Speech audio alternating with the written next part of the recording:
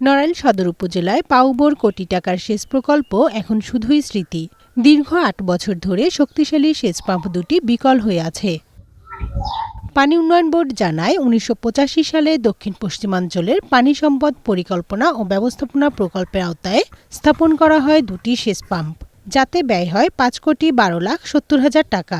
এই প্রকল্পের আওতায় কমলাপুর এলাকায় ৮.৫ কিলোমিটার দীর্ঘ সেচখাল খনন করা হয়। এছাড়া গন্ধর্বখালী এলাকায় ৯ কিলোমিটার দীর্ঘ সেচখাল খনন করা হয়। খাল দুটি দিয়ে পানি প্রবাহ চিত্রা নদী থেকে সরাসরি কৃষকদের জমিতে পৌঁছাতো। ফলে কৃষকরা কম খরচে ৩টি ফসল উৎপাদন করার সুযোগ পেতেন। দীর্ঘদিন ধরে সেচ পাম্প দুটি অচল থাকায় কৃষকদের স্বল্প খরচে সেচ ব্যবস্থা বন্ধ হয়ে গেছে। ফলে ডিজেল চালিত স্যালো মেশিনের উপর নির্ভর করতে হচ্ছে। খরচ বেড়েছে দ্বিগুণ। প্রকল্পটি দ্রুত সংস্কার করে সেচ পাম্প সচল করা হলে কৃষকরা স্বল্প মূল্যে জমিতে সেচ দিতে পারবে, সেই সাথে ডিজেলের জন্য হাহাকার কমবে বলে মনে করছেন স্থানীয়রা।